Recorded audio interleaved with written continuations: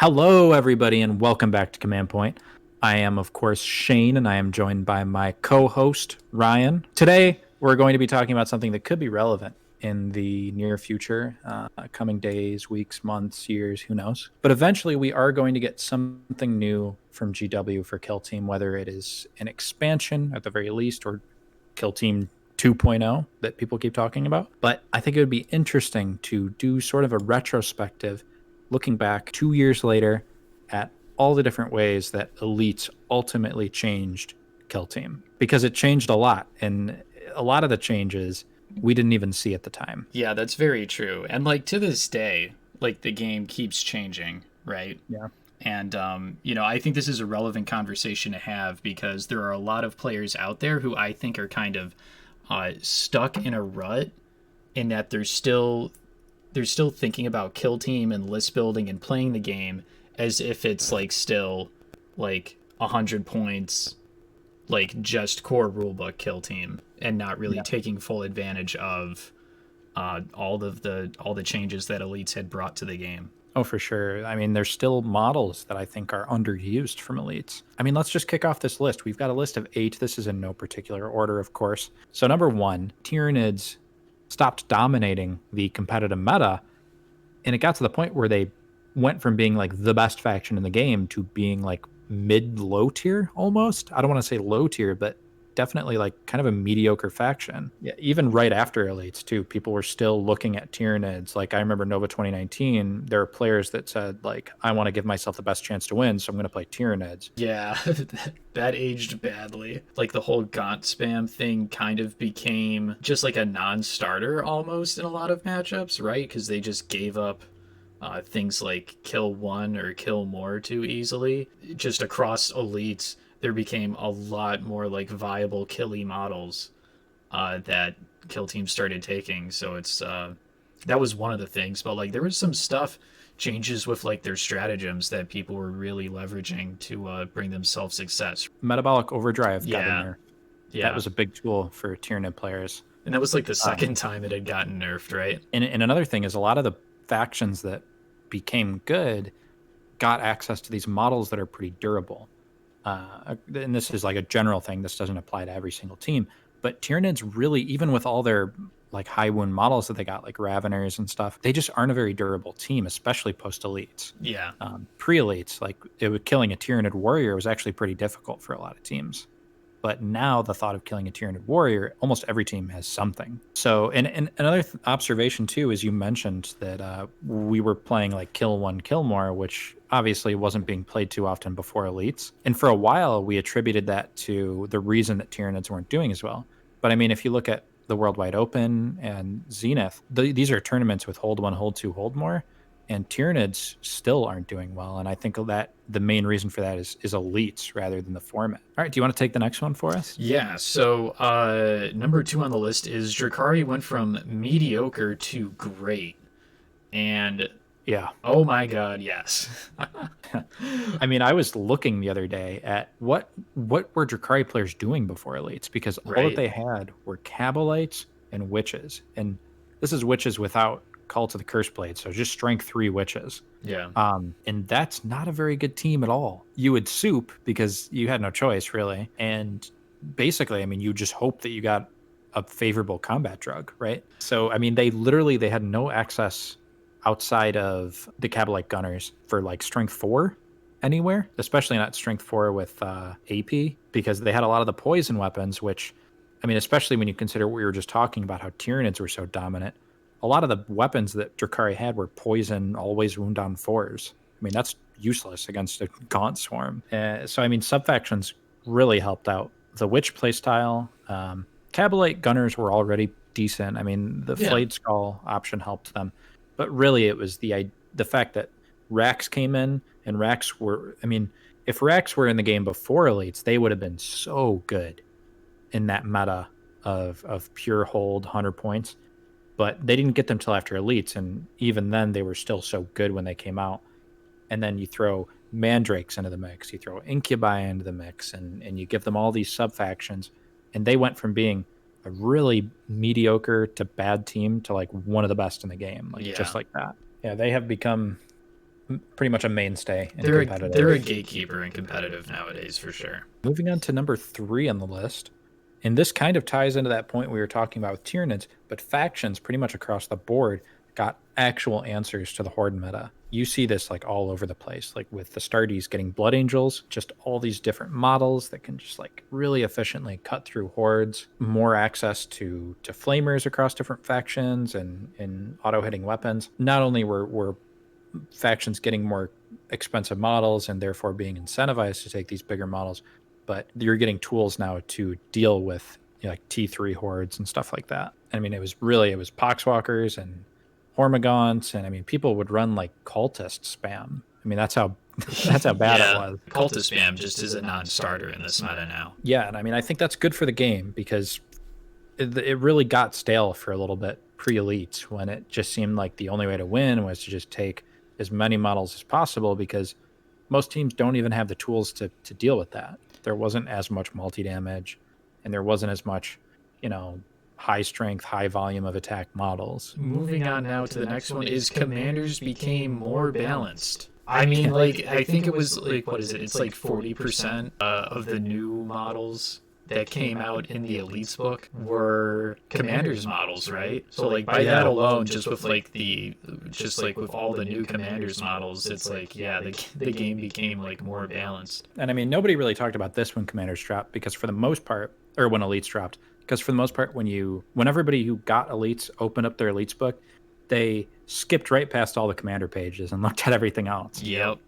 And at that point, I mean, it kind of seemed like the community at the time had already decided that they didn't care about commanders. So nobody really thought about it, and nobody really connected for a long time that, hey, with the context of elites and all this extra stuff, maybe commanders isn't as broken as it was when the commanders book came out. And from what we've seen lately, that seems to be the case. It's pretty interesting, and I'm sure there's some crazy broken stuff here and there, but I don't know. I mean, it doesn't seem as bad as we used to talk about it. And it's no coincidence, too, that this is the book where a lot of teams are getting tools to get better at killing, that commanders are suddenly, you can actually kill a commander now. Like, I can't imagine too many teams being able to kill commanders reliably before elites. I think the psychic phase became a lot scarier once elites came out, because suddenly Grey Knights can Cybolt twice, Thousand Suns can Cybolt twice if they take that the Scarab Occult Sorcerer. It just like opens, I mean, having 2 Cybolts on a single team like Grey Knights or Thousand Suns just opens up so much offensive potential. And I mean, before elites, it was really hard to win with Grey Knights, like really genuinely very difficult. And having only 1 Cybolt was a big part of that. But once you introduce a second Cybolt, it adds like another layer, I think. And it sounds like a small thing, but I mean, psychic teams were helped out greatly by elites. I mean, if a team doesn't have like a real answer for Grey Knights, it's really hard to win a tournament. Yeah. Like, because if you run into that, it's just over. And I think that's like a growing process too for like competitive players in this game, is you always run, like every player should have that tournament run that where you just get stopped in your tracks by Grey Knights, and you have to go back to the drawing board and think about, how do I deal with this? Yeah. Because they're a problem. And Thousand Suns are the same. I mean, we've seen a lot of top 8s from Thousand Suns in tournaments since elites has dropped. I don't really think they were doing that well before elites. So moving on to the next one, we have got Space Marines got their answer to plasma spam. Storm Shields. Yeah, exactly. Storm Shields. Once upon a time, you just couldn't take Marines to a tournament. There was probably going to be plasma spam there, and there was nothing you could do about it. It's weird to think about that now, because Marines just right. got so much from elites. Yeah. But I think the biggest thing in retrospect was being able to take Storm Shields, because, I mean, plasma spam was like one of the key meta things at the time. Post elites, I mean, sub factions and aside, and all the like veteran models they got aside, that was a huge buff for them. So for number 7 on our list here, I see that you've written reserves. That is all. What Well, reserves were not in Kill Team before elites. I mean, reserves have seriously changed so much about the way that you have to approach the game. It's on an open board, at least. It it's such a big thing. And I think once you like watching on top table tournaments and stuff, reserves are just so deadly. And I mean, we saw in TAO 3 of the top 4 were Dracari, and every one of those Dracari players was deep striking 3 mandrakes in. And you can look at like the finals of LVO, and you can see that like Michael Holy was using outflank with his star cannon. It's just such a powerful tool. And like I think every tournament almost that we've seen since, every like GT size tournament that we've seen since Elites has come out, the winner of the tournament, assuming it was like an open board mostly tournament, course. the winner of the tournament was utilizing reserves. Micromancer at TAO was utilizing reserves with his with Rouse deep striking on a board edge. Yeah. And throwing his grenade. Tyranid on there was bringing his rail guns into his own deployment zone a lot of the time, or sometimes deep striking drones. And it's like, I think it plays a bigger role the more competitive the 2 players are. And that is a factor that was not at all in the game. Going into number 8, the introduction of Novak. Yeah, more like the takeover of Novak, if we're being honest here. Just the efficiencies with all the hit and wound rerolls that you could tech your Necron teamouts for in Melee. It's an absolute beast of a faction. And I mean, the lesson here is like every big release like that, there's going to be at least one thing is just going to be like crazy strong. Like, and it's just like who can find that thing first, because people weren't really looking at Necrons as being this ridiculously broken thing after Elites. It wasn't until they started consistently making top 8, people started to get really annoyed playing against them. And yeah, I mean, next big release, there will be a Novak. I guarantee it. That's just the nature of this game and a lot of the games that Games Workshop makes. Right, you know, we see it with like I guess like the Dracari Codex in 40k recently. Yeah. Like it's posting like a 70%. It has a 70% win rate.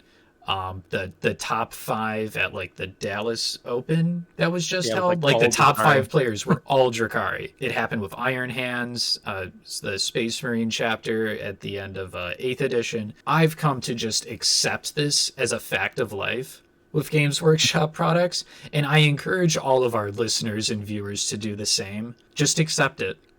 Just accept it, and know that these sorts of situations, they don't last forever, but expect them to happen with every sort of big release. Yeah, and the nice thing about Kill Team as a game, as a competitive game, is when you look at the Dracari situation going on in 40k, there are probably lists that you can make that can do well against that Dracari list, but because 40k is a game where you just take one list to a whole tournament, it's very unlikely that that one thing that might be tailored to beat Dracari is going to do okay against everything else. Right. Whereas in Kill Team, you can at least build a roster that can beat that thing without necessarily sacrificing all other matchup. When the next Novak appears, you can put the answer to it, or at least what you think might be an answer to it, in your roster, and it's not the end of the world. You're not sacrificing all other matchups. But yeah, so that basically wraps up our ways that Elites has changed Kill Team, Shane. It's been a fun retrospective. I cannot wait until we get another big release, because Elites was very exciting, and like you said earlier, we're still discovering things to this day that happen and work in Kill Team. It's been fun. Thank you all for listening. If you're not subscribed, please subscribe. That would be fantastic. If you're really enjoying our content, come check out our Patreon. Have a good one, guys.